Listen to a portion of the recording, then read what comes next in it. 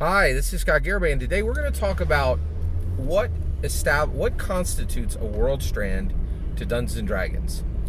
I'll tell you what constitutes a world strand to Dungeons and Dragons, in my humble opinion: miniatures.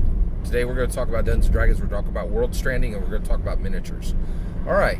So how does Wizards of the Coast, in my humble opinion, invite the connection of worlds to Dungeons and Dragons? They do it in a whole host of ways.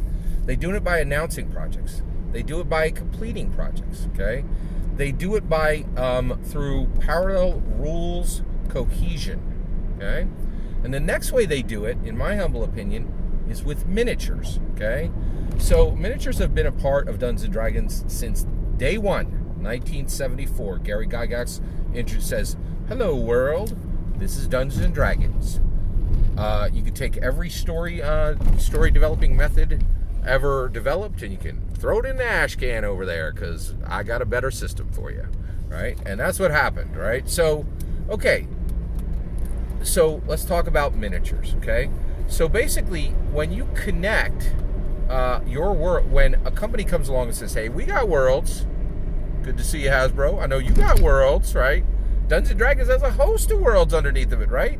We'd like some of that, right? We want to connect our worlds to your worlds, right?" And so when Worlds Connection starts to go forward, one of the things that's considered, one of the invitations that is set down by each company on each side, is miniatures. Dungeons and Dragons is a storytelling engine. It has been since day one in 1974. It is also has aspects. It is not a tactical war game, but it uses the same equipment as tactical war games, right?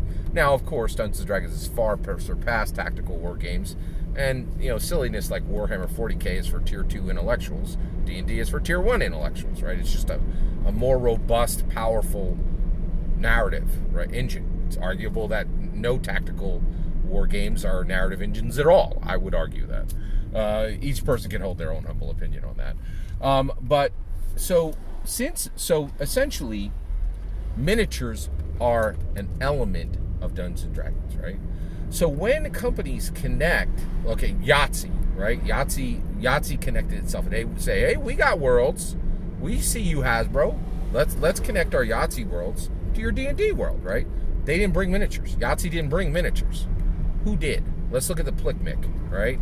So Funko Pop. Oh, heck to the yes, right? So the first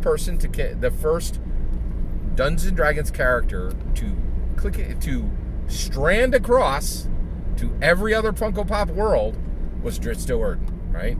And there are there's about 10 or 20 official Dungeons and Dragons Funko Pops, right? Well, you're like, well, if there's 10 or 20 of them, how are you going to do your player character?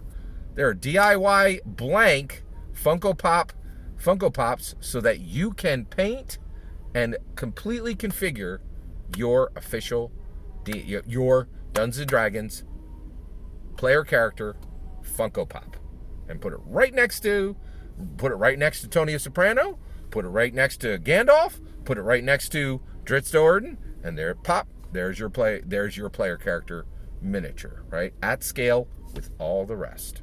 Woo, that's nice, right?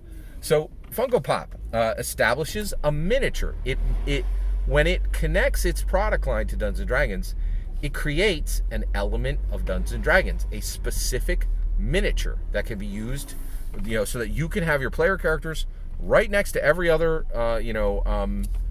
Funko Pop that are all at the same scale, right? Okay? All right. Next, you have, what's next? So, Lego. Man, holy cows.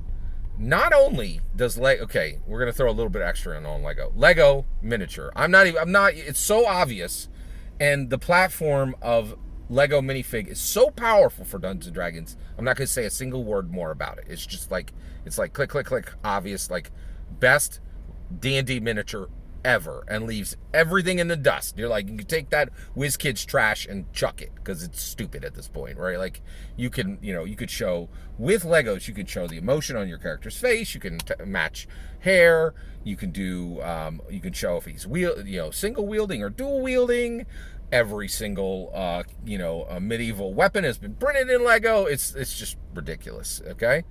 In addition, Lego actually establishes terrain, like at a level no other product line that has ever been connected to Dungeons & Dragons establishes terrain. Okay. All right. So Pop, Lego, Magic the Gathering does not bring miniatures. Does it? Ooh, that's interesting. It is arguable that Magic the Gathering tokens function as miniatures if you put them on a standee. Wow. I even think Magic the Gathering brings miniatures to... officially brings miniatures. Oh my gosh, it does in multiple ways. Also, Magic the Gathering did a line of actual plastic counters that have Magic the Gathering characters on it. So yes, even Magic the Gathering establishes miniatures D&D elements, okay, in my humble opinion. All right, so Plickmick. All right, so Yahtzee does not. Yahtzee does not establish miniatures for Dungeons & Dragons, right? It does World Strand in different ways, but yeah, okay. Actually, specifically at the project level, they've completed projects with Hasbro, Dungeons & Dragons owner, right? Okay. So Plickmick, so Pop, Lego, Yahtzee, Magic, and Creo absolutely establishes miniatures, literally official D&D miniatures, right? Like literally Dungeons & Dragons miniatures are right there in the construction toy of Creo, which is at this point no longer being created, just so you're aware. So everything there is kind of like its own freestanding block, right? But the Creo, the Creons, the miniatures in Creo, the D&D miniatures in Creon, in my humble opinion, are that covers Transformers, literal Dungeons & Dragons characters, and also Star Trek and Cityville. Let's not forget Cityville. Wow. All right, and then the last one is Kid Robot. Kid Robot 100% establishes miniatures for Dungeons & Dragons. In fact, the only physical product line that has been connected to Dungeons & Dragons that does not supply miniatures is Yahtzee.